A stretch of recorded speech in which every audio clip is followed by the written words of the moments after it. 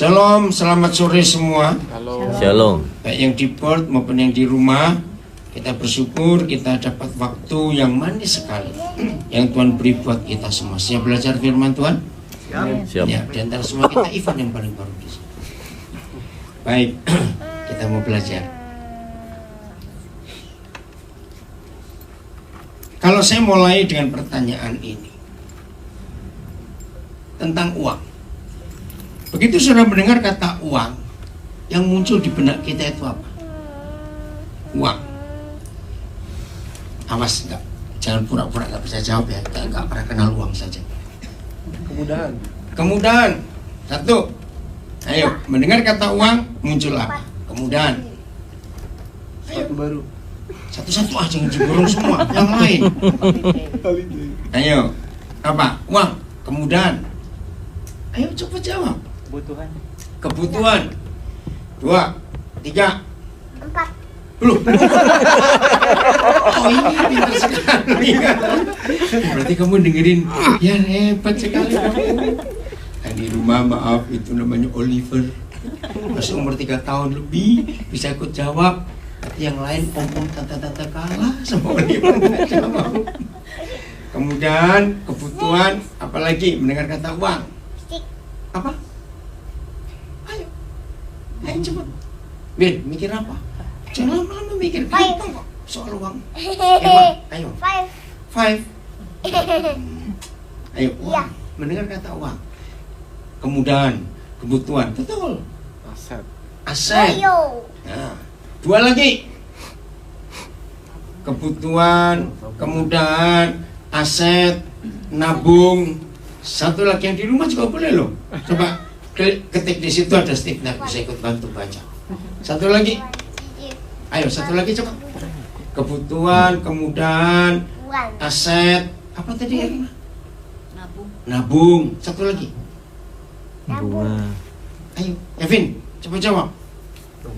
Dompet. Oke, maklum gak ada istrinya jadi sedikit. Semuanya salah. Bunga.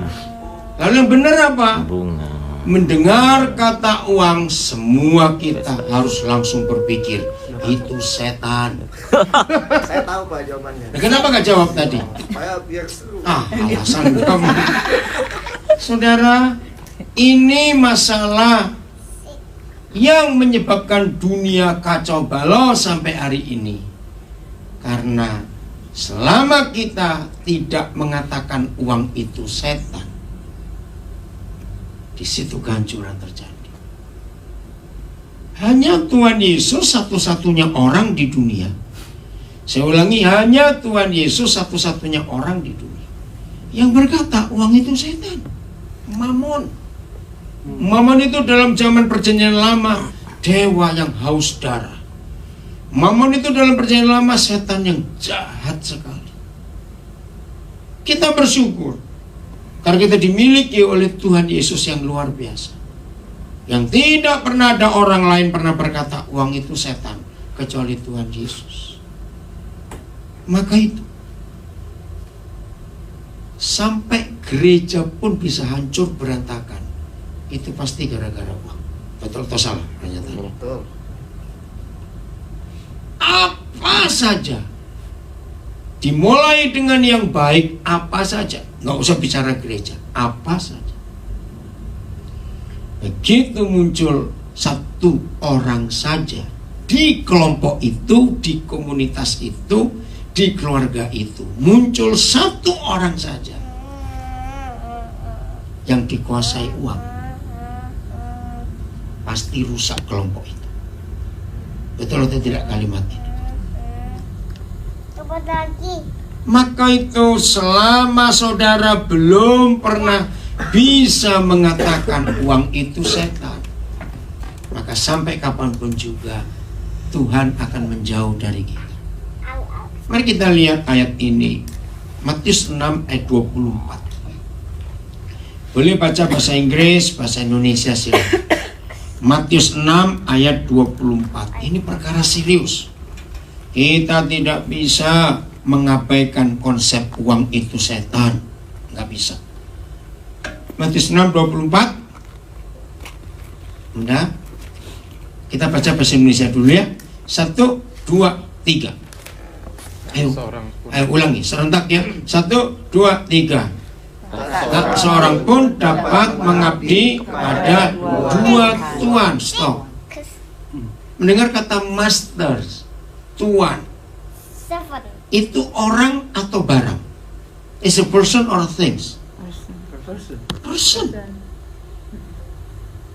Saudara bayangkan, hanya Tuhan Yesus satu-satunya orang di dunia ini yang memberitahu uang itu pribadi, person, bukan benda. Nah, kalau Tuhan Yesus sendiri menyebut tuan itu, uang itu adalah tuan, berarti dia nggak bohong, berarti dia serius. Lanjut. Tak seorang pun dapat mengabdi pada dua tuan. Terus? Karena jika demikian, ya, karena jika demikian ia akan membenci seorang. Nah, stop. Kata seorang. Jadi buat Tuhan Yesus, uang itu orang, person. Ngeri nggak ini, saudara? Kalau uang itu person, berarti dia punya jiwa. Betul? Dia punya otoritas. Jangan lupa, uang. Oke, kita tinggal dulu. Coba bahasa Inggrisnya. Mau pakai Amplified, New Living Translation atau apa? Coba lihat.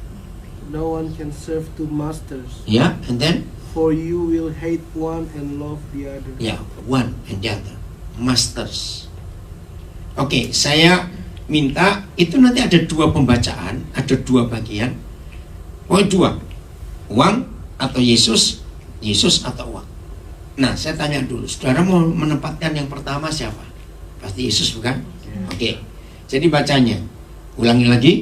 Tak seorang pun dapat, ayo baca. Tak seorang pun dapat mengabdi pada dua tuan. Jika terus? Karena dengan demikian dia akan membenci Yesus. Nah, ini yang saya maksud. Maka dengan demikian dia akan membenci Yesus dan mengasihi uang. Terus? Atau ia akan setia pada Yesus dan tidak mengindahkan, nggak menganggap uang. Mulai hari ini bagi yang belum pernah tahu begitu jahatnya uang dan begitu setianya Tuhan Yesus, maka apapun juga yang kita buat, dengar ya, apapun juga yang kita buat, saudara dan saya harus selalu mengingat Yesus di mana, uang di mana. Ngerti nggak? Kalau kita akan setia kepada Tuhan Yesus, tidak mungkin kita akan sekaligus setia pada uang. Ngerti maksudnya? Kalau kita berkata mengasihi Tuhan Yesus, tidak mungkin saat yang sama kita akan mengasihi uang. Tidak mungkin. Oke? Kalimat berikut, kalimat terakhir. Ayo, 1, 2, 3. Kamu tidak dapat mengabdi kepada Allah dan kepada mammon. Kita tidak bisa mengabdi, menghamba, serve, menyerahkan diri sekaligus pada uang dan Yesus. Nggak bisa. Ayo saya minta saudara jawab pertanyaan ini. Sulit atau mudah memisahkan uang dengan Yesus dengan garis yang tegas di hidup kita? Ayo coba, susah atau mudah? Susah. Obat. Sebab kita sudah terbiasa sejak kecil. Obat. Uang. Nanti mau cari juga. Saudara, jangan main-main. Jadi ketika banyak gereja mengajarkan, ayo kita doa keliling, doa ini, doa itu, doa pakai ini, pakai itu, ayo kita usir kuasa gelap. Saya selalu mentertawakan. selama kita belum bisa memisahkan diri kita antara uang dengan Tuhan Yesus, percuma melakukan aktivitas rohani apa saja, maka nggak akan berhasil. Karena uang yang nempel di hidup kita, uang yang ada di hati kita, itu yang akan menjauhkan kita dari Tuhan kita. Betul atau salah kalimat ini? Kita nggak munafik loh, kita butuh uang dalam hidup, sangat. Tapi cara menempatkan yang penting. Ngerti nggak maksudnya? Tapi kalau Kevin berkata dompet, betul. Selama uang itu masih ada di dalam dompet kita, saya ulangi, selama uang itu masih ada di dompet kita, dia baik. Tapi begitu uang kita pindahkan ke dalam hati, dia jadi jahat, dan yang punya hati ikut jahat. Ngerti nggak kalimat ini? Kenapa jadi jahat yang punya hati? Karena dikuasai oleh setan. Kenapa? Ada telepon. Oh, matiin aja nggak apa-apa langsung. Udah, ulang lagi. Langsung matiin sih, jangan lama. Udah mati, ya. udah mati. Oh, keganggu? Bisa belum? Dari 3. Ya, tunggu. Kenapa mau nih? Enggak. Udah sih, bisa. Pause ya? Apa langsung di share dulu? Udah Enggak, dia nggak mati, dia pause aja. Mau di. Oh, berarti belum ini. Kemana ini? Makanya. Bisa live. Lama di pause di sini, di touch nggak mau. Di end aja deh. End aja. Di end aja, di share lah. Ya, share dulu. Ulangin lagi. Ya, oke, maaf, terganggu, terputus. Telepon bisa mati. Udah? Udah. Ini Oke, jangan lama-lama begitu ada telepon langsung matiin. Iya, matiin ya. Oke. Saudara, ini perkara serius dalam kehidupan kita. Kita nggak bisa main-main dengan uang. Ketika gereja hanya menitik beratkan soal berzina, jangan berzina, wajar dan itu harus. Jangan begini. Tapi kalau tidak ditekankan tentang siapa uang, maka percuma bicara tentang dosa-dosa apapun juga. Betul tidak? Kalau uang itu masih jadi sumbernya. Nah, saya lanjutkan. Jadi kita nggak bisa munafik. Hidup kita butuh uang. Tapi kita harus menempatkan uang di tempatnya. Nah, kalau Tuhan Yesus berkata hanya ada 2 Tuhan, ingat yang ngomong Tuhan Yesus. Berarti Tuhan Yesus mengakui nggak bahwa uang itu punya otoritas? Bayangkan, kalau Tuhan Yesus saja mengakui uang itu juga bisa jadi Tuhan. Awas, ini pertanyaan yang mengerikan. Berarti posisi uang dan Tuhan Yesus sama atau tidak? Loh, sama atau tidak? Sama. Saudara, ini mengerikan sekali. Ternyata posisi Tuhan Yesus, posisi uang itu sama. Kekuatannya sama. Mari saya buktikan. Matius 28 mulai ayat yang ke-11.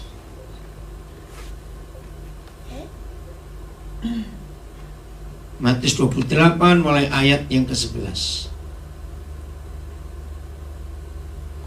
Udah? Judulnya apa? Baca yang kuat. Judulnya Dusta Mahkamah Agama.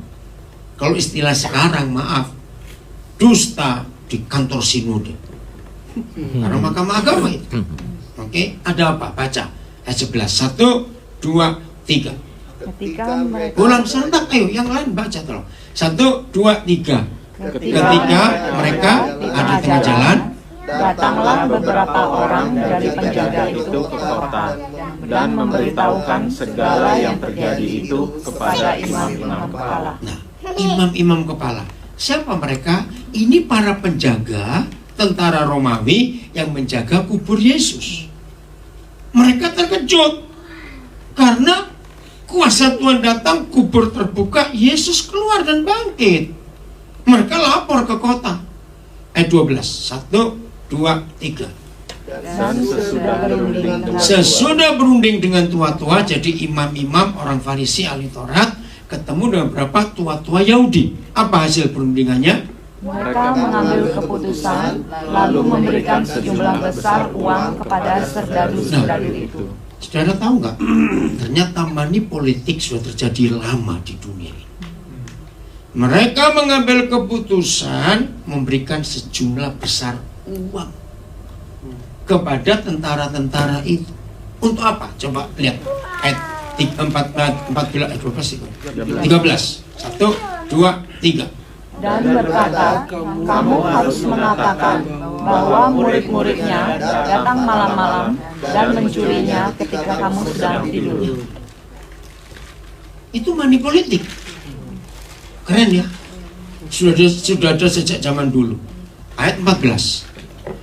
Dan apabila hal ini kedengaran oleh wali negeri, kami akan berbicara dengan dia, sehingga kamu tidak beroleh kesulitan apa-apa. Nah, ini hukum militer.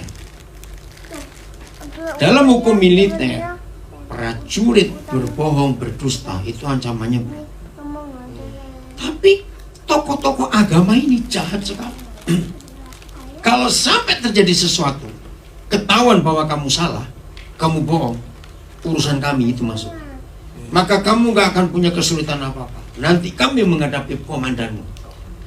Ngeri nggak ini? Tokoh agama loh, saudara.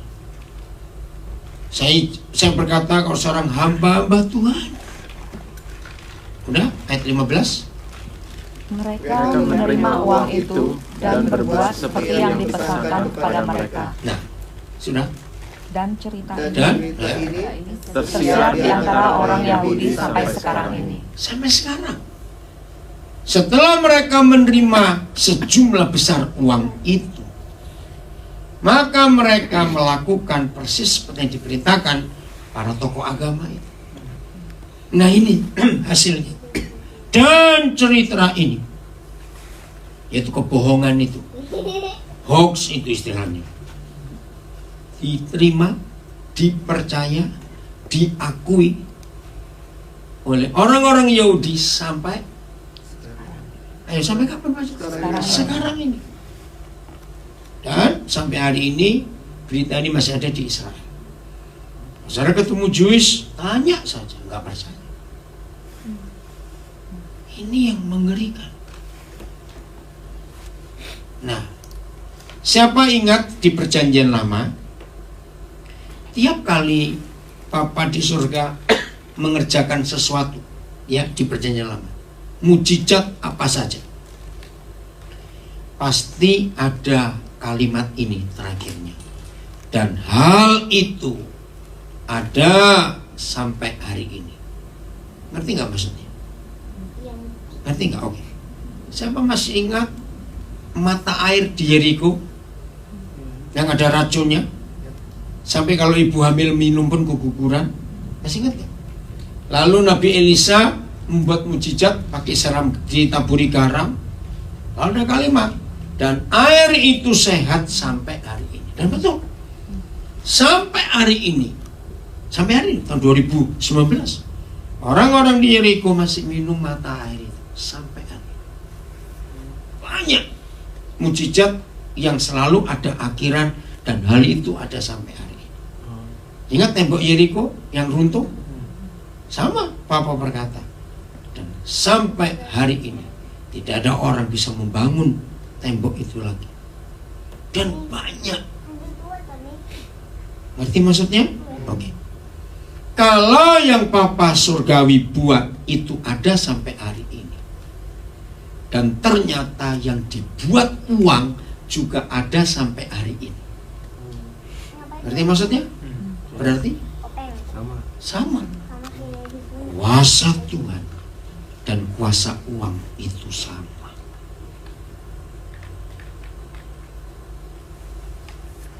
Maka itu, maaf ya, saya berkata sulit dipercaya dan sulit dimengerti. Tapi saya harus ngomong.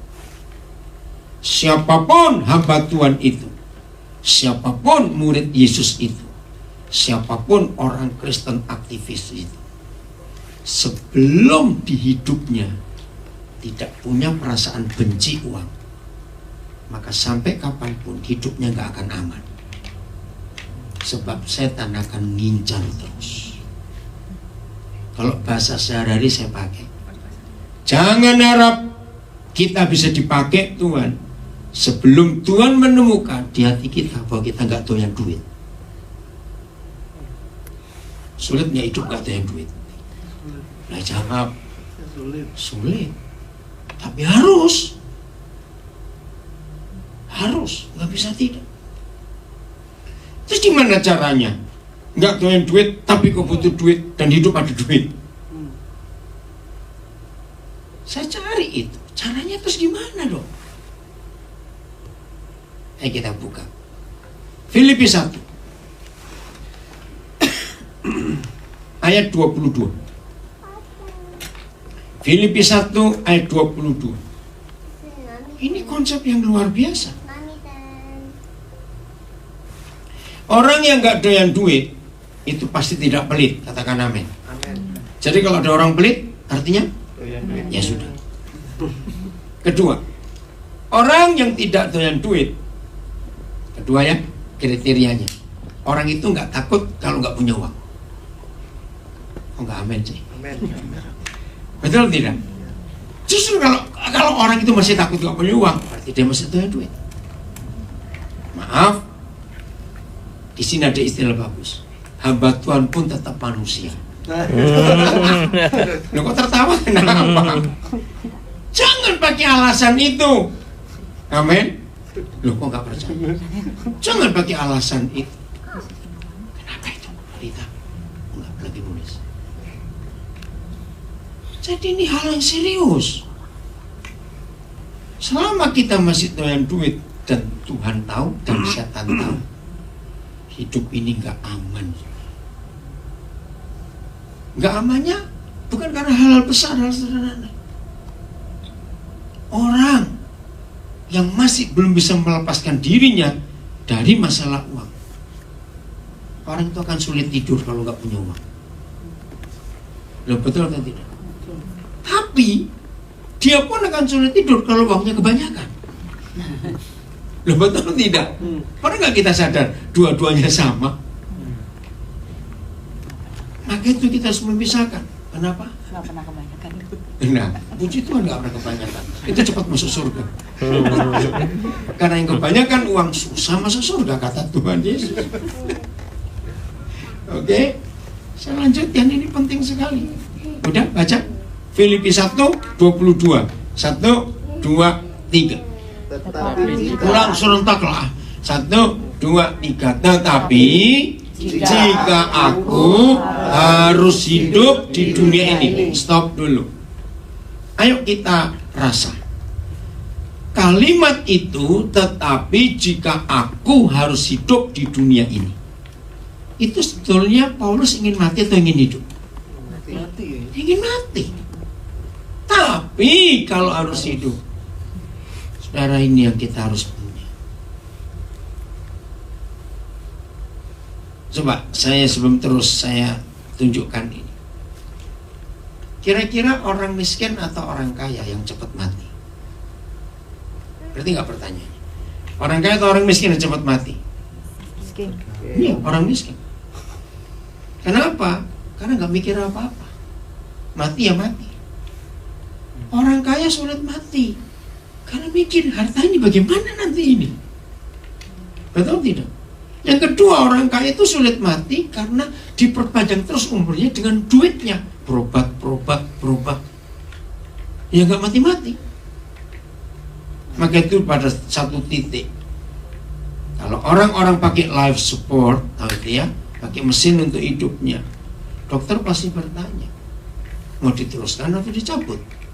Warganya harus milih. Diteruskan juga percuma, dia pakai mesin kok. Nah, orang miskin nggak bisa bayar mesin itu. Betul ya? Nah, ini yang kita harus tahu. kalau aku harus hidup di dunia ini. Kalimat berikut, lihat. Itu berarti, ayo 1, 2, 3. Itu berarti bagiku bekerja memberi buah. Kalau saya pakai istilah sehari-hari, maka itu bagiku, aku menjadi pohon buah. Sama. Nah saudara, saya bersyukur kepada Bapa di surga. Kira-kira 40 tahun lebih yang lalu, saya nggak ingat, tapi persis lebih 40 tahun sampai hari ini, ayat ini memotivasi saya untuk hidup tentang uang. Lihat, ternyata di dunia ini tidak ada pohon buah yang pernah tahu rasa buahnya sendiri. Lo kok nggak mikir? Betul? Betul? Sungguh? Kalau sampai ada, potong aja, ntar anakmu yang dimakan. Jadi nggak ada pohon buah yang tahu rasa buahnya. Pertama kali Papa memberikan saya rasa ini, saya menangis. Wow. Logikanya, untuk apa kita berjuang menghasilkan sesuatu, tapi kita nggak pernah bisa merasakan itu. Jujur. Maka itu kenapa ada 3 ayat di Perjanjian Baru. 1, Tuhan Yesus yang bicara. 2, Rasul Paulus. 3, kitab Wahyu. Bahwa orang pelit, walaupun nggak berzina, nggak membunuh, dia tetap akan masuk neraka. Ngeri loh. Kenapa orang pelit pasti masuk neraka walaupun tidak berdosa yang lain-lain? Sebab dia menahan berkat Tuhan yang harus dibagikan ke orang yang dekat dengan dia, tapi dia nggak mau bagi. Satu kali salah seorang saudara saya yang Tuhan sedang jadi wakil saya di Nabire, dia khotbah bagus, namanya Pak Edo. Kenapa ada doa Bapa kami? Lalu berikanlah kepada kami makan kami secukupnya. Kenapa? Model rangkan bagus. Dan ternyata Tuhan gak menjawab dengan memberi kita secukupnya. Ternyata dia beri kita pasti lebih. Oh, gak ada yang ngambil. Ya, betul ya?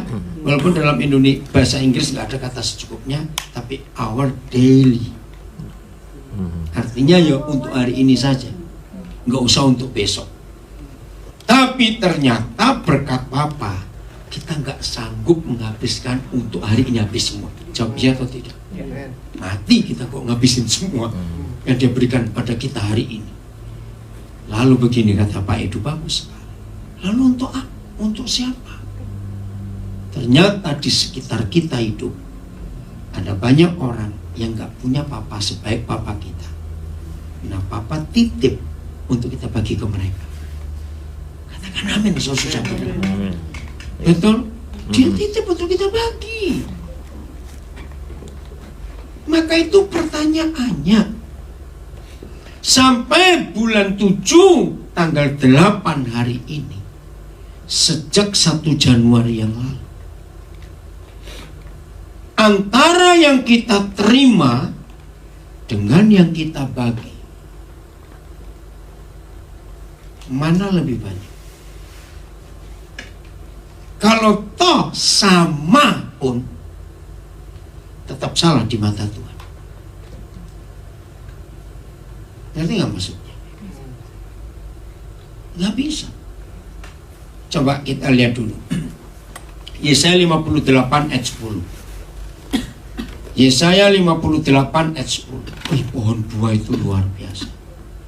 Maka itu kalau semua pohon buah berpikiran seperti manusia normal, dengar kalimat ini. Kalau toh pohon buah berpikiran seperti manusia normal, mereka akan berbuat terus atau tidak? Saya jawab. Mereka akan berbuat terus atau tidak? Enggak. Betul?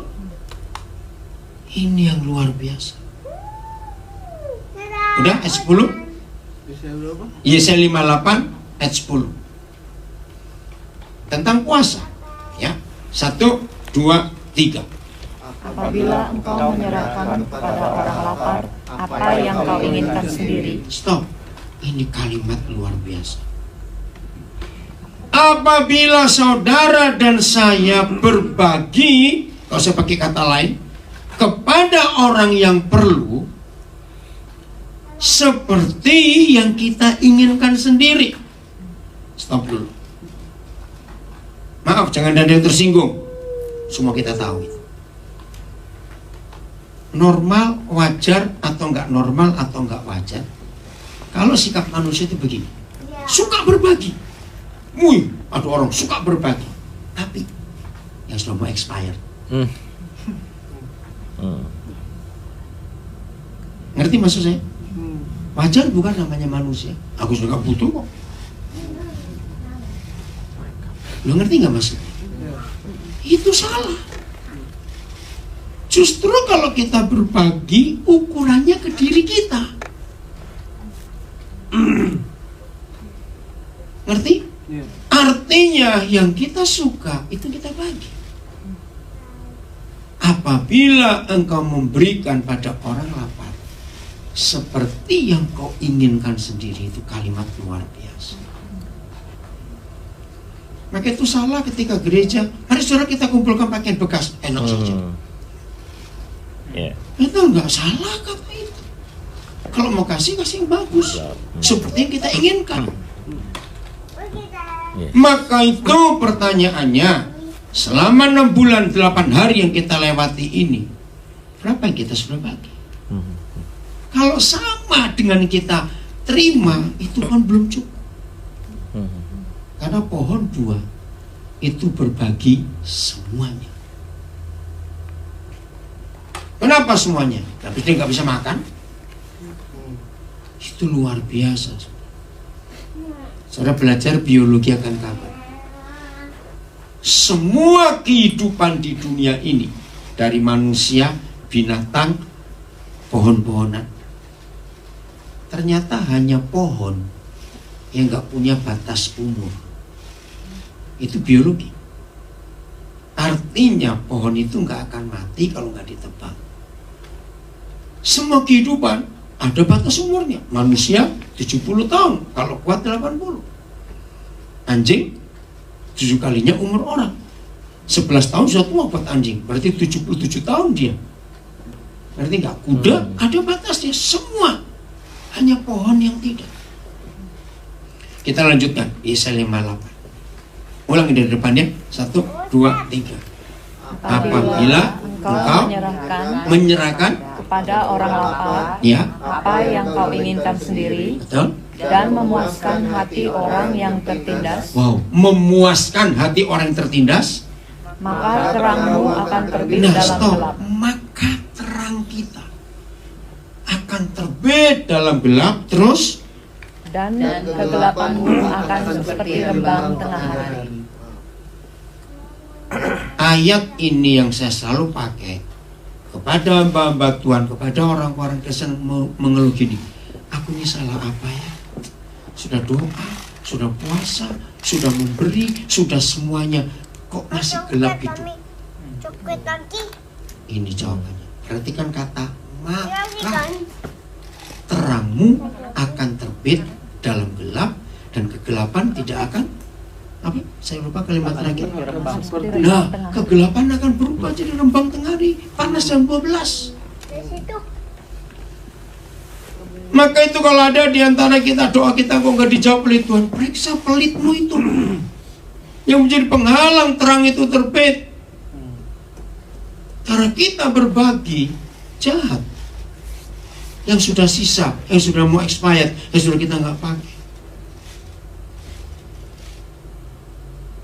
Ayo kita belajar untuk ini, saudara. Jelas ya? Pohon. Yesaya 66 ayat 22. Yesaya 66 ayat 22. Kalimat yang tengah, ini yang kita mau bahas. Pertama, terakhir kita nggak usah bahas. Ya, coba baca Yesaya 66 ayat 22. Yesaya 66 ayat 22.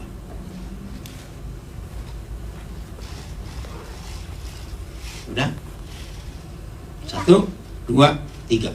Sebab sama seperti langit yang Oh, baru, 23 kok gitu. Maaf. 23.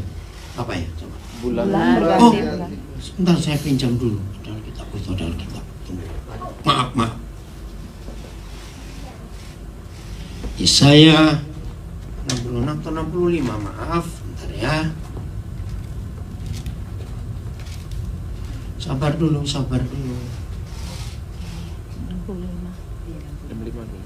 65-22, betul.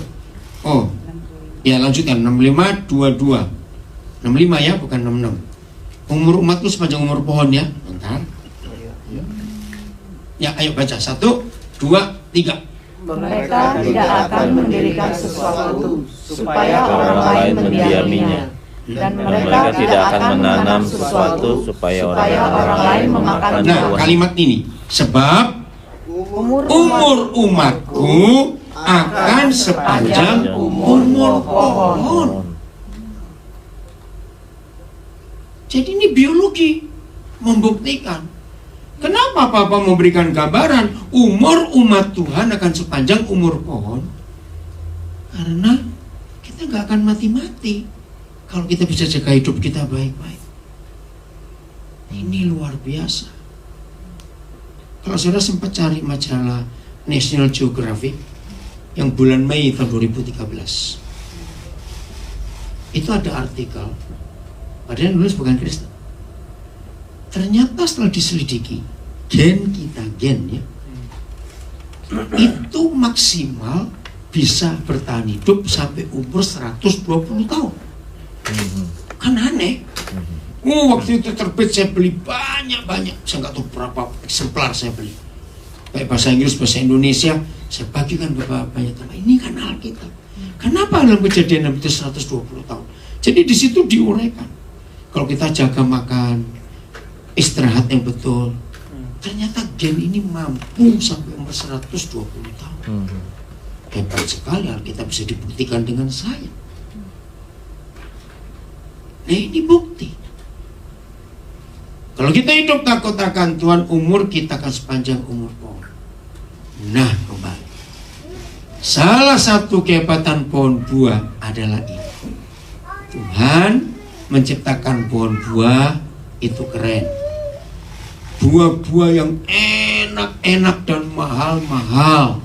Ternyata pohonnya sendiri nggak pernah tahu rasanya. Hebat nggak itu? Coba, kalau pohon buah itu pelit kayak kita, jadi apa? Nah, jawab, jadi apa?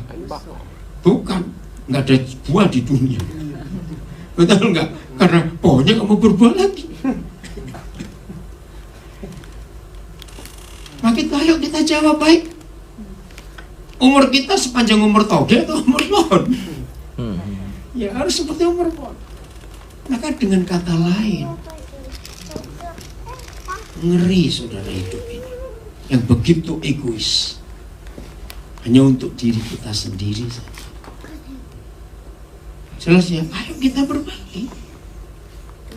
Terus hasilkan buah. Untuk apa saja. Oke, kembali ke Filipi 1 ayat 22 kan belum selesai. Ya, baca lagi dari awal. Filipi 1 22. 1 baru mulai. Filipi 1 22. Tetapi jika aku Ulang serentak, yang lain belum. 1 2 3. Tetapi jika aku harus hidup di dunia ini, itu berarti bagiku bekerja memberi buah. Terus. Jadi mana yang harus kupilih? Aku tidak tahu. Nah, Paulus bingung. Milih yang mana? 23. Aku didesak dari dua pihak. Pihak yang pertama, Aku ingin pergi dan diam bersama-sama dengan Kristus. itu Itu memang jauh lebih baik. jadi jelas bukan dia ingin cepat mati. Tapi enggak. Nah, kembali ayat 24, ayat 24 ada kalimat yang hampir sama. 24 itu seperti ayat 22. 1 2 3. Tetapi lebih perlu lagi tinggal di dunia ini karena kamu. Saudara, ketika banyak motivator speakers, banyak buku-buku ya tentang kepribadian, tentang macam-macam, berbicara tentang tujuan hidup. Wah, banyak sekali konsep-konsep tujuan hidup. Sekarang dengar ini. Banyak buku-buku yang menulis tentang apa tujuan hidup. Wih, dengan kalimat-kalimat yang keren-keren. Tapi catat, hanya firman Tuhan yang memberitahu kita apa tujuan hidup kita. Itu ayat 24.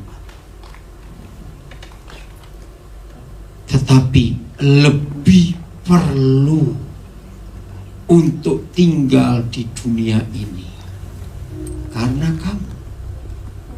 Nah, mulai hari ini temukan who is you. Kamu itu siapa? Tergantung. Saya beri contoh. Papa, mama, tujuan hidupnya itu siapa? Kamunya siapa? Anak-anak. Pertanyaannya, sampai umur berapa anak-anak tetap diperjuangkan hidup? Berarti ada batasnya nggak? Ada. Nah, setelah itu cari kamu yang lain. Saya tidak tahu masing-masing saudara kamunya apa. Saya menemukan kata kamu sejak tahun 82. Waktu itu kata kamu yaitu anak-anak yang gak punya orang tua, maksudnya gak punya papa. Itu kuat sekali Tuhan bekerja di hati saya. Tahun 89 Tuhan mulai bicara tentang Papua. Maka saya berkata kepada Tuhan, kalau Tuhan izinkan, sebelum saya dipanggil Tuhan, saya ingin melihat semua anak-anak di Papua bisa sekolah. Maka itu kami berjuang untuk itu. Ngerti ya? Nah, coba temukan kamu.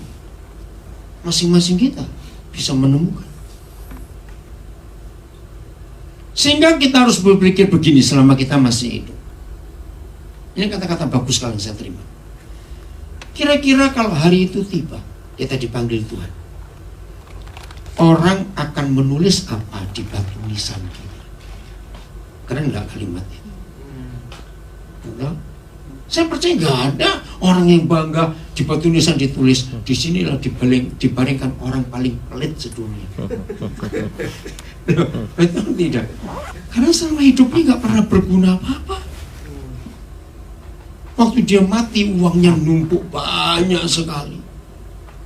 Akhirnya negara yang ngambil uang itu. Betul tidak? Itu sudah peraturan semua negara di dunia. Kalau orang itu meninggal nggak ninggalkan surat wasiat atau apa, ya negara yang ambil. Keluarganya pun nggak bisa ambil kalau nggak ada surat wasiatnya. Itu orang paling goblok sedunia. Uangnya untuk apa? Padahal bisa berguna untuk yang lain. Ngerti ya? Lalu kita temukan kamu itu siapa di hidup kita sampai hari ini. Untuk menemukan kamu nggak harus tunggu kita kaya dulu. Saya berkata amin. Nggak harus. Tapi mulai dari sekarang ini kita melihat. Ingat, untuk apa uang itu? Untuk apa? Sungguh kalau kita bisa menikmati itu luar biasa. Saya cuma cerita ya supaya saudara lebih lengkap. Maaf, saya nggak ingin ada yang berpikiran macam-macam dengan apa yang saya lakukan. Sampai hari ini kira-kira saya tuh sudah beli kira-kira 65 rumah di Indonesia. Banyak atau sedikit? Banyak. Nah, kenapa kamu mau kembali? Rumah-rumah itu hampir nggak ada yang atas nama saya. Semua saya kasih nama ke orang lain. Kedua, saya nggak sewakan satu pun rumah itu. Tuhan suruh saya beli rumah, kalau Tuhan suruh ya saya akan beli, kalau enggak saya enggak. Tujuan pertama, saya ingin menampung orang-orang yang lulusan penjara, yang keluarganya pasti enggak terima. Kedua, ada orang-orang susah nggak punya tempat, saya izinkan Tuhan. Bahkan sampai hari ini ada beberapa rumah itu PBB-nya masih saya bayar, listrik, airnya masih saya bayar, karena memang yang nempati nggak mau. Nah, saya nggak pernah merasa bagaimana ya, karena saya belajar ayat ini. Saya berbuat, itu perjuangan saya, tapi saya nggak menikmati. Dan itu anugerah Tuhan yang luar biasa. Nah, saya nggak tahu saudara berpikir apa. Saya harap nggak usah complicated pikiran saudara, pokoknya iya kita aja. Amin. Kalau mau jadi pohon buah, jadilah pohon buah, ya nggak usah nuntut macam-macam. Terserah kamu mau buang buahnya, mau makan, terserah. Pokoknya kita harus tetap berbuah. Dan orang lain yang menikmati itu. Amin. Amin. Oke, saya stop dulu. Ada mau tanya sampai di sini? Kalau di rumah juga ada mau tanya, tulis saja. Di biar Steve yang baca. Ada? Ayo. Sulit ini, sulit. Pak, Ya, misal nih ya, misal. kan banyak yang suka Itu. ngomong, Apa? Kalau banyak? banyak yang suka ngomong sama nanya, salah nggak sih kalau misalnya tiap kali mikirin aku pengen banget punya banyak uang, Ya. tapi nggak pernah ada pun motivasi di saat dia mikir itu cuma buat dia mau beli ini beli itu buat dia. Ya. Mikirannya, misalnya contoh kayak aku mikirin, aduh andai aku punya banyak uang, yang aku pikirin bagaimana aku bisa bantu papa, aku bisa beliin rumah buat temanku yang susah, atau bantu pendeta siapa, pokoknya teman yang susah yang lagi papa mamanya sakit atau dia nggak punya kerja. Bisa bantu uangnya, betul. Iya, gitu. Bagus. Kalau kita berpikir aku ingin punya lebih, tapi bukan untuk diri sendiri, untuk berbagi, itu berkenan kepada Tuhan. Nah, untuk kita harus mampu berkata cukup. Ngerti nggak maksudnya? Selama kita belum bisa berkata cukup, maka Tuhan tidak akan bisa terlibat di hidup kita. Karena orang yang nggak bisa berkata cukup, dia akan terus merasa kurang. Tapi cukup kan beda-beda. Nah, ini dia. Ya, Ada relatif. ayatnya. Baca 1 Timotius 6 ayat 8. Ya sudah. Jadi cukupnya harus dengan dasar firman Tuhan. Bukan dengan dasar orang ini.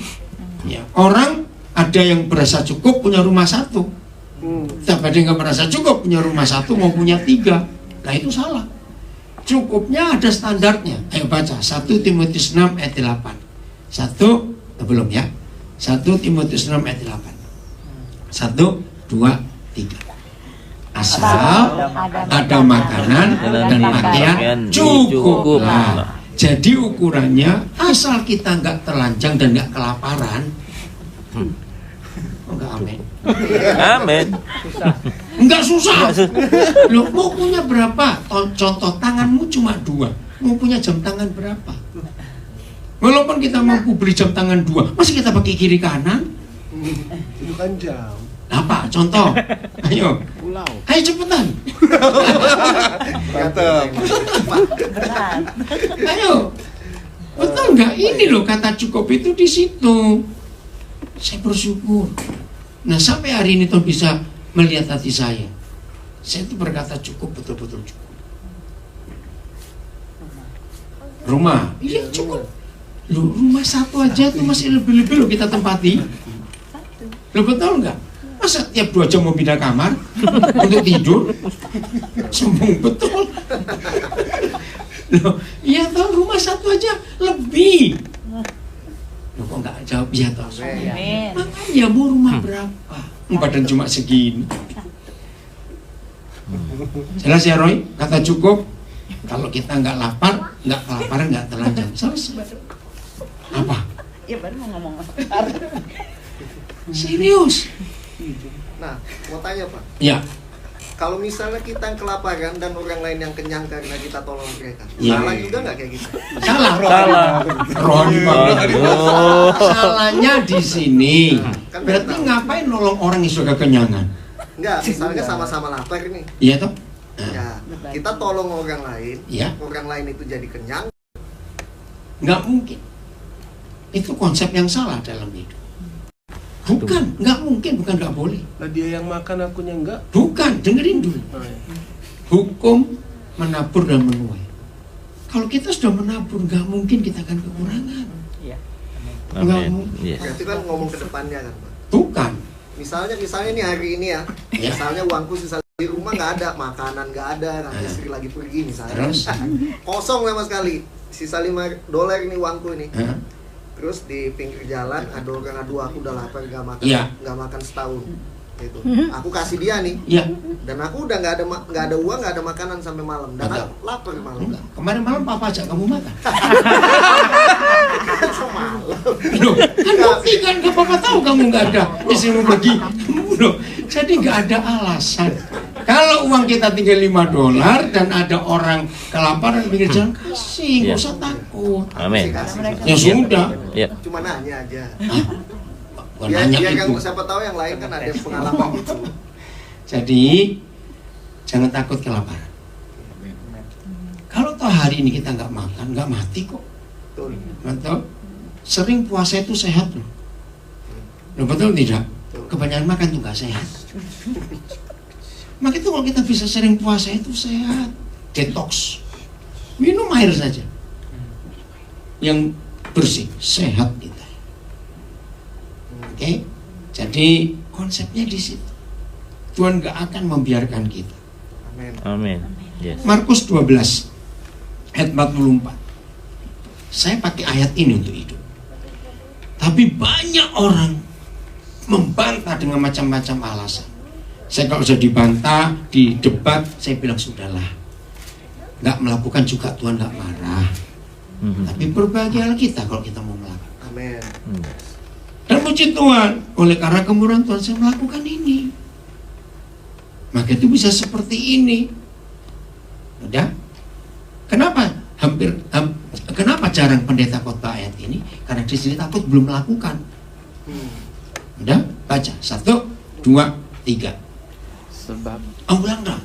Markus 12 ayat 44. Markus 12 ayat 44. Ini seru, saudara. Ini seru. Maka itu kalau saudara dan saya bisa menggenapi ayat ini, itu penyebabnya cuma satu, yaitu karena saudara menganggap uang itu setan. Dan sebetulnya nggak ada orang yang butuh setan di hidup. Kalau kita nggak butuh setan, artinya manfaatkan dia. Betul tidak?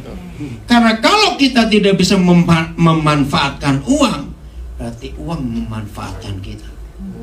Dan catat, semua orang yang dimanfaatkan uang pasti jahat. Betul atau salah? Betul. Jahat. Udah? Markus 12 44. 1, 2, 3. Sebab mereka semua memberi dari kelimpahannya. Nah, ini orang kaya. Mereka semua memberi dari kelimpahannya. Tetapi janda ini memberi dari kekurangannya. Nah, beda loh. Memberi dari kelimpahan dan memberi dari kekurangan itu beda. Betul tidak? Tolong perhatikan, hanya Tuhan Yesus yang punya konsep ini. Dunia justru kebalikan.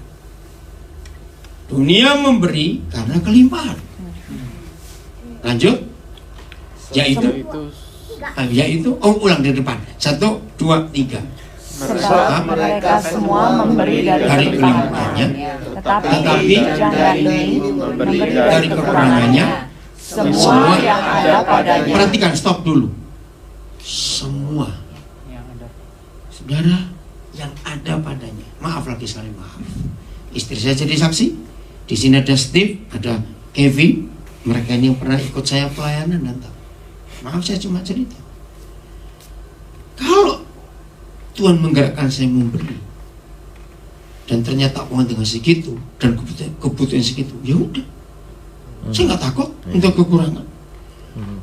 Maka itu saldo saya sering nol, nggak masalah. Terus gimana kalau lapar? Nah, ini lapar lagi Kevin tanya. Gampang, mau ikuti cara saya atau tidak nggak masalah. Caranya, jam makan datang ke rumah teman baik. Enggak amin. Betul? Kalau kita nggak punya uang terus lapar, tunggu jam makan. Datanglah ke rumah teman baik kita, tapi jangan tiap hari. Lo ngerti nggak? Pasti diajak makan, bukan? Nah, tapi kalau sudah 1 jam di rumah itu nggak diajak makan, langsung berkata, oh kita senasib. Ya sudah, minum air aja terus pulang. Serius, itu cara hidup saya nggak malu. Aduh, Oliver buset. Siapa ngajari kamu? Tapi kamu bagus loh, dia nyautnya bisa pas loh. Bisa jadi musik ini, Pak. Karena dia mikir itu. Thank you Oliver. Kamu membuat om tante ini tertemplak. Ayo, ini anak kecil polos sudah.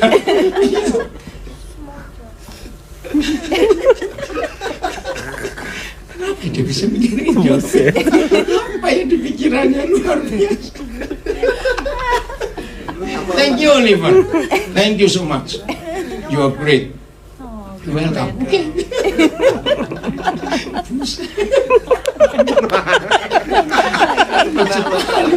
Bisa pas dia nyautnya. Banyak temen kali kok tempatnya kostif pas makan siang.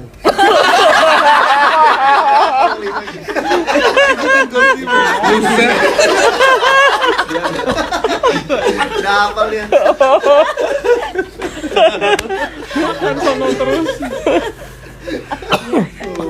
Jadi kalau kita memberi itu sampai apanya? Semuanya. Belum selesai loh. Saya pikir setelah itu habis enggak, yaitu nafkahnya. Gila enggak itu? Seluruh nafkahnya. Maka itu jarang ada pendeta khotbah ayat ini karena mereka belum melakukan. Maaf, saya berani mengajarkan ini karena saya melakukan. Saudara, ini fakta. Siapa pernah melihat Alkitab? Dari Kejadian 2 itu Papa sudah bicara tentang sungai. Ada Efrat, ada Tigris, macam-macam. Dan terus sepanjang penulisan Alkitab sampai Wahyu 22 Papa masih bicara tentang sungai. Sampai bulan November tahun 75, ketika pertama kali saya di pedalaman Kalimantan Timur, 6 bulan saya di sana, di Sungai Mahakam, dari November 95 sampai April 76, saya baru keluar ke Samarinda lagi. Saya baru ngerti tentang sungai. Coba perhatikan. Pohon buah itu cara mengaplikasikannya seperti sungai. Walaupun tidak semua kita pernah tahu, ya, muara sungai banyak orang tahu, tapi mata air sungai banyak orang tidak tahu. Betul nggak? Karena pasti susah dijangkau. Puji Tuhan, waktu saya di Kalimantan, saya ke Papua bisa sampai ketemu. Nah, kalau seorang orang Jakarta, Sungai Ciliwung, mata airnya di Gunung Salak, ada di Bogor. Pertanyaannya, air yang keluar ke muaranya dengan air yang keluar dari sumbernya, mana lebih banyak? Coba saya ragu-ragu. Saya bertobat dengan kebenaran ini. Ayo, mana lebih banyak air yang keluar? Dari muara atau dari mata air? Muara banyak. Oh, iya. Saudara, pertama saya lihat Sungai Mahakam segede itu, sampai ke ujung. Hah? Cuma segini? Yang pernah ke Israel, Sungai Yordan, mata airnya kecil. Di Kaisaria Filipi, di bawah kaki Gunung Hermon. Logikanya, hukum ekonomi habis. Karena hukum ekonomi berkata nggak boleh pasak lebih kuat, lebih berat daripada tiang. Ambruk pasti. Nah, dalam hukum ekonomi nggak mungkin pemasukan lebih kecil dari pengeluaran. Itu namanya bangkrut. Tapi saya kaget. Sampai hari ini nggak ada sungai Bangkok. Betul nggak? Yang keluar dari sumbernya itu kecil. Itu ribuan persen yang keluar ke mata air. Terus dari mana? Nah, 6 bulan itu saya diajar langsung oleh Roh Kudus. Karena sungai Mahakam itu besar sampai hari ini. Bahkan itulah satu-satunya sungai di dunia yang ada lumba-lumba. Saya yang sudah punah sekarang. Namanya Besut Mahakam. Besut. Iya, dalam tahun 70 itu saya lihat itu kalau naik taksi air ya, mereka lompat-lompat, lucu sekali. Sayang, mereka punah karena diburu orang. Lucu sekali Besut Mahakam. Ini satu-satunya lumba-lumba di dunia yang air tawar. Jadi mereka beranak juga, bukan bertelur. Luar biasa itu. Oke, saya lanjutkan. Wih, saya pamit aku. Di sepanjang sungai Mahakam itu ada ribuan sungai-sungai kecil yang ikut bermuara. Begini Tuhan menjawab. Dari mana pemasukan sedikit, keluarnya bisa banyak. Ada 3 hal yang Papa sediakan. 1, hujan yang turun. Betul nggak? Hujan itu otomatis menambahkan debit sungai. Apa yang Papa ajar kepada saya tentang hujan? Itulah bonus dalam hidup.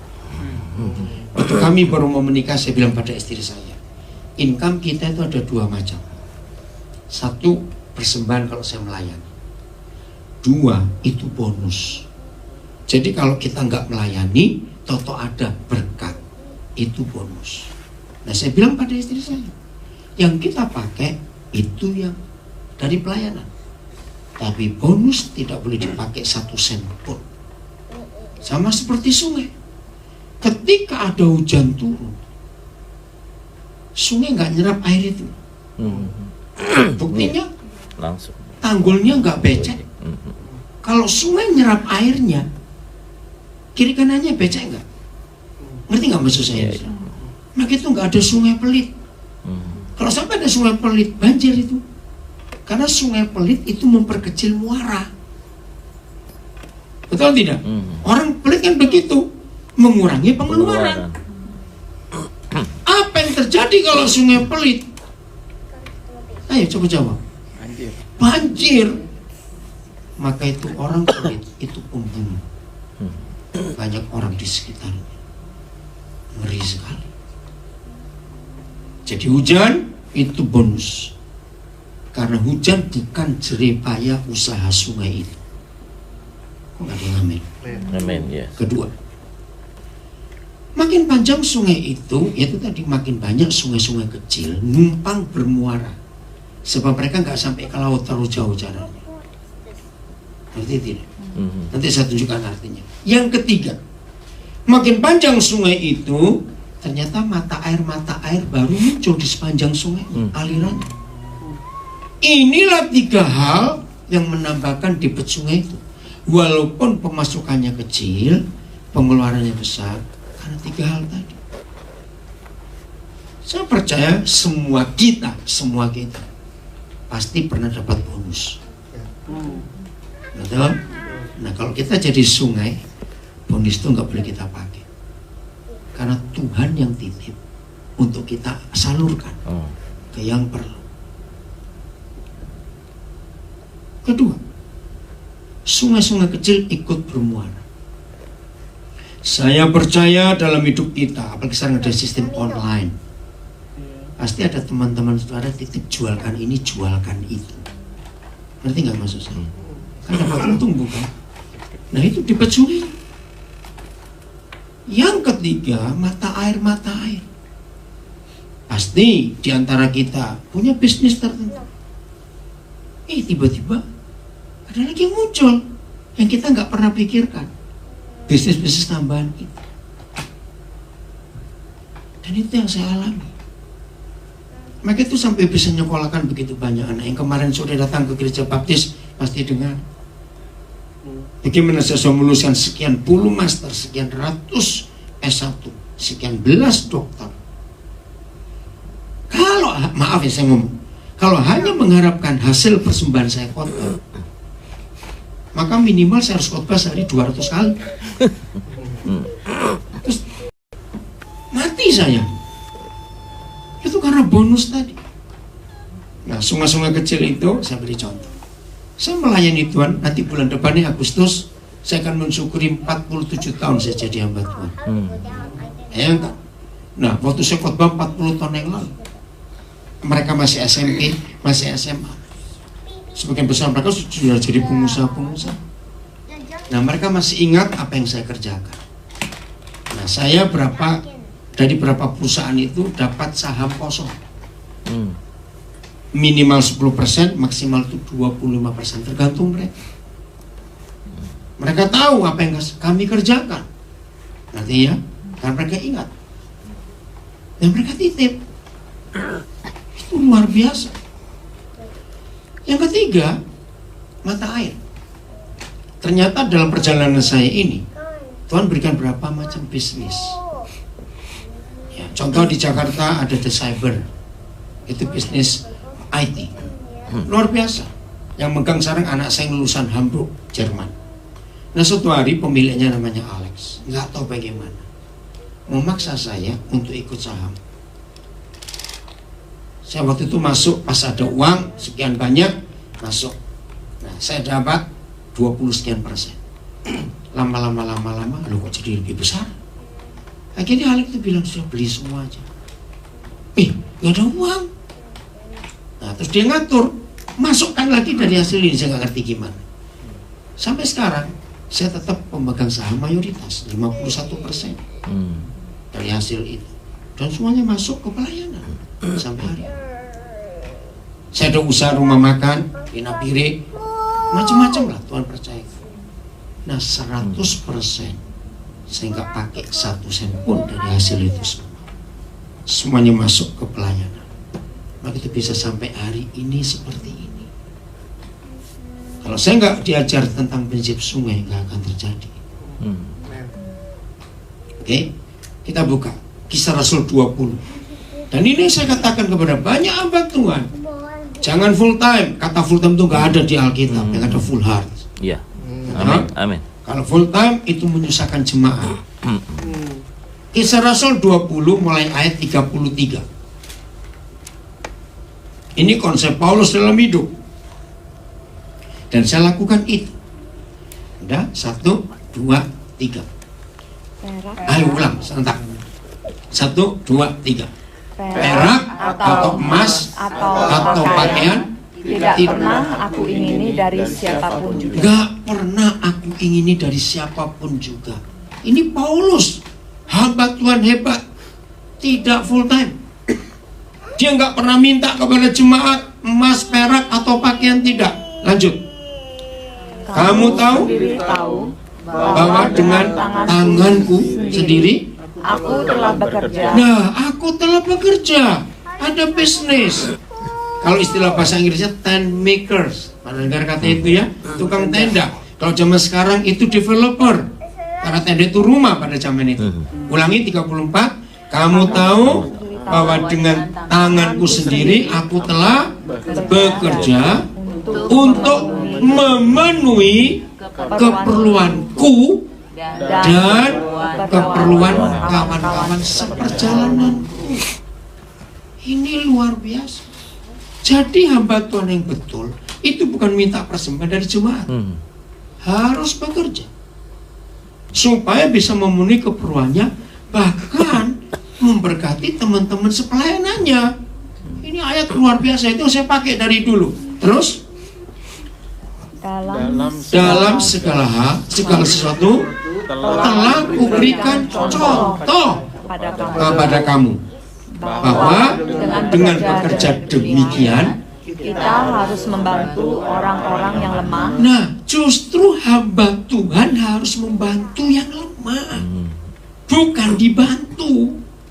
Salah konsepnya. Terus dan harus mengingat perkataan Tuhan Yesus. Ya, harus mengingat perkataan Tuhan Yesus. Sebab Ia sendiri telah mengatakan, adalah lebih berbahagia memberi daripada menerima. Saudara, betapa jahatnya gereja menggunakan Kisah Rasul 20 ayat 35 untuk cari dana. Padahal ayat itu untuk hamba Tuhan yang harus memberi, bukan menerima. Jadi banyak gereja salah dalam konsep itu. 5, 7. Nah, ini salah satu dari sedikit ayat-ayat di Alkitab bagaimana cara kita hidup menggunakan uang. Untuk diri kita berkata cukup. Begitu ada lebih, tanya pada yang punya duit untuk siapa. Amin. Ya. Ini harus kita pakai dalam hidup kita. Amin. Amin. Amin. Cukup. Nggak usah takut kekurangan. Katakan Yes, amin. Amin. Tuhan kita Amin, luar ya. biasa. Jelas? Pertanyaannya, mau jadi sungai atau got? Sungai atau got? Tahu got? Selokan? Parah. Kalau got, nggak ada yang suka. Nanti ada yang mau tanya? Nggak rugi ikut hari ini? Enggak. Puji Tuhan, nggak rugi. Betapa indahnya dunia kalau itu. Ya, silakan. Perpuluhan apa harus di gereja kita? Puji Tuhan ada pendeta di sini. Perpuluhan itu nggak penting. Nah, aneh bukan? Kenapa saya berkata nggak penting? Ukurannya adalah perjanjian baru dan Tuhan Yesus. Kalau perpuluhan penting, betapa jahatnya Tuhan Yesus tidak pernah menyuruh kita memberi. Ngerti? Di perjanjian baru tidak ada satupun ayat yang memberi perintah berikan perpuluhan. Nah, jadi Paulus enggak. Dulu. Bukan yang kanan atau Udah langsung. Udah. Share? Udah ya? Saya ulangi. Penulis perjanjian baru ada banyak. 4 Injil, 4 orang berbeda. Ya. Terus ada Kisah Rasul, terus ada surat-surat Paulus, ada Yakobus, ada Yudas, ya. Petrus. Tidak satupun mereka menyuruh kita, tapi hidup kudus, bertobat, mengampuni, taat. Itu banyak kali. Jadi itu yang lebih penting. Perpuluhan dalam Maleaki itu hanya untuk imam-imam, bukan untuk jemaat. Justru kitab Maleaki itu firman untuk imam, tapi banyak imam menggunakan untuk minta uang pada jemaat. Maaf. Kesimpulan, Tuhan gak mata duitan. Setuju gak saya ngomongin? Tuhan gak butuh duit. Betul. Yang butuh uang itu pekerjaannya. Tapi banyak gereja memanipulasi. Maaf. Jadi jangan sibuk dengan perpuluhan. Karena Tuhan minta menurut Markus 12 tadi 100%. Jadi kalau kita cuma ditekankan 10%, jahat. Akhirnya kita bisa seenaknya dengan yang 90%. Karena sudah merasa aman memberi yang 10%. Salah. Jadi maaf, saya tidak akan pernah membahas perpuluhan. Yang mau kasih karena takut silakan. Enggak juga Tuhan tidak marah. Karena dia minta 100% kok dari kita. Oke? Dan pokoknya semua ayat perpuluhan itu sudah relevan di perjanjian baru. Karena perjanjian baru 100%. Dan itu saja. Jelas? Ada lagi yang lain? Pak, Ya. tapi perdebatannya yang Kowili tanya itu, kan Papa bilang kan di perjanjian baru jadinya 100%. Tapi dengan meniadakan Maleaki itu, orang yang pelit menjadi bahan Nggak memberi. pembenaran untuk lebih baik. Nggak apa-apa, biarin dia masuk neraka kok. Kan dia pelit, masuk neraka. Kalau gereja mengkhotbahkan 100%, Tabur. bukan, nggak ada sibuk perpuluhan, nggak ada, nggak penting sebenarnya, serius. Maaf ya saya ngomong, nggak usah memberi, Tuhan nggak marah.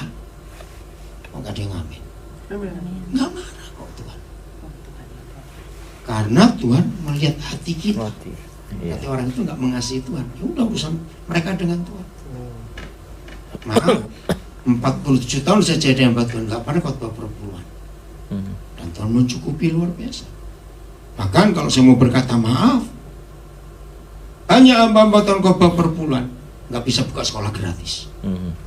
Saya nggak pernah khotbah per bulan, diberi kemampuan bisa buka sekolah gratis. Mana yang lebih hebat? Maaf. Jelas ya, jadi nggak usah sibuk itu. Semua itu yang Tuhan minta untuk kita beri tanpa takut. Ya. Ada orang berkata, berarti nggak boleh nabung dong Pak? Boleh, tapi motivasi. Saya tanya saudara, nabung untuk apa? Cepetan aduh. Kebutuhan. Ya, untuk kebutuhan. Satu apa? Holiday. Oke, apalagi? Oke, kebutuhan dulu. Begitu kita tabung untuk kebutuhan dan yang dibutuhkan belum nyampe-nyampe, ada orang yang perlu dan yang punya uang bilang kasih. Terus kan, jangan aja. Artinya, ya sudah. Tinggallah tidur. Ini zaman bisnis online, nggak perlu buka kantor, nanti uangnya masuk lagi. Oh, enggak, amin. Nanti nggak maksud saya ngomongin, betul tuh? Jadi setelah tabungan kita pakai karena ada yang perlu, karena yang kita butuhkan belum nyampe, kita bagi, nggak usah takut. Kan besok dapat lagi, atau malam ini tidur dapat lagi online, betul? Baru nabung, ada butuh lagi, terus kan? Kasih lagi. Tinggal tidur, nanti nambah lagi. Itu yang Alkitab ajarkan. Mudah-mudahan ini ayat terakhir, 2 Korintus 8 ayat 9. Ini proses yang ada. Nah itu ayat-ayat seperti ini sedikit gereja khotbahkan. Karena si pengkhotbahnya nggak melakukan, begitu takut. Maaf, buka. Wah, kemarin orang bandara satu. Jadi ngapain nabung ya? Loh, awas kamu. Parah. Gini loh, pertanyaannya, lo ngapain nabung? Jawabannya, karena yang punya uang belum menyuruh kita keluarkan. Betul tidak? Siapa yang punya uang? Tuhan. Kita kan stewardnya, kita bendaranya. Ya sudah. Tapi banyak bendara kurang ajar. Yang punya uang mengeluarkan, bendara bilang jangan.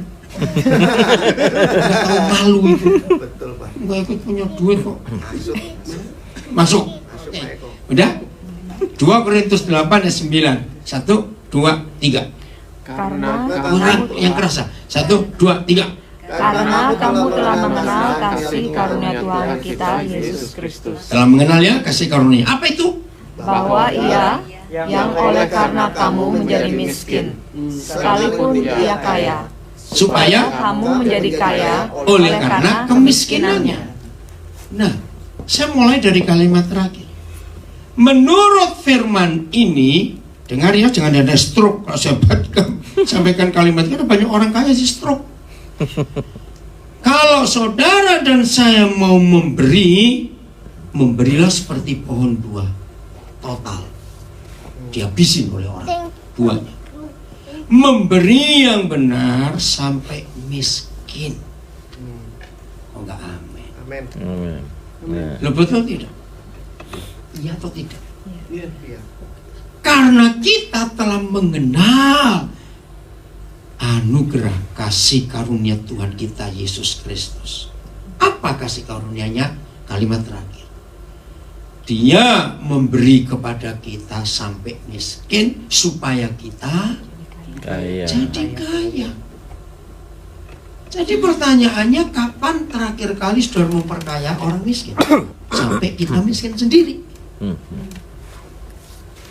Ngerti nggak? Saya nyekolahkan orang itu betul-betul habis. Sampai sering kena denda dari kampus, mutlak bayar. Ya sudah, kalau saya salah ya saya bayar. Saya salah, nggak apa-apa. Nah, ayat ini tensesnya present continuous tense. Artinya Yesus kaya berkali-kali, miskin berkali-kali juga. Nanti pulang bacanya sampai ayat berikut, ada 3 kali berkata, kamu dibebani untuk memberi keseimbangan. Ada kata itu. Kata itu bagus sekali. Ayat berapa itu coba lihat ya. Oh, jangan lari-lari. Ya, ayo. 13 coba baca. 1, 2, 3. sebab kamu dibebani bukanlah supaya orang-orang lain mendapat keringanan, Nah, bukan orang lain dapat keringanan, tapi supaya ada keseimbangan. ada keseimbangan. Saudara tahu nggak? Hukum alam yang terhebat di universe adalah keseimbangan. Nggak apa-apa biarin. Betul? Alam ini seimbang nggak? Tidak. Wih, berubah dikit aja kacau sudah semua. Maka itu, ketika orang Kristen pelit, hidup nggak seimbang. Hebat ayat ini. Jadi begini, misalnya kita ini gerombolan orang miskin yang pertama ketemu Tuhan Yesus. Misalnya, apa yang terjadi dengan Tuhan Yesus ketika pertama kali ketemu kita para miskin ini? Menurut ayat itu. Jadi kaya. Iya, Yesusnya bagaimana? Yesus kaya. Nah, Yesusnya langsung miskin supaya kita Kaya. kaya. Nah, karena dia Tuhan, Jadi kaya lagi. nggak lama kaya lagi. Baru kaya sebentar, gerombolan miskin kedua muncul. Yesus ngapain lagi? Miskin lagi. Miskin lagi. Tapi karena dia Tuhan, nggak lama kaya lagi. Nah, muncul gerombolan miskin yang ketiga. Stop sampai 3 dulu. Saudara dan saya yang mantan miskin, sekarang jadi Kaya. kaya. Kalau ketemu orang miskin, awas pura-pura nggak ngerti. Kita miskin. Nah, kita pun harus berani miskin. Karena kita kaya karena ada yang mau miskin. Percayalah kalau kita berani miskin karena mau beri, supaya yang miskin jadi kaya, Kita akan berkati lagi. dia bertanggung jawab atas hidup. Amin. Amin. Nah, nggak lama kita kaya lagi. Yes. Tapi baru kaya sebentar muncul miskin yang berikut. Ya. Ayat ini akan stop ketika dunia nggak ada orang miskin lagi. Loh, kok nggak amin? Amin. Amin. Dahsyat nggak firman ini? Ya, luar biasa. Nah, ini gereja nggak mau melakukan. Oh, betapa indahnya dunia kalau gereja melakukan firman Tuhan. Kiranya Roh Kudus menolong kita untuk terus berkembang hikmat ini. Dan kita nggak stop sampai hari ini saja. Yang di rumah, ayo kita jadi pelaku. Amin. Tuhan memberkati kita semua. Tepuk tangan buat diri sendiri karena sudah mau mendengar firman Tuhan ini. Hebat sekali.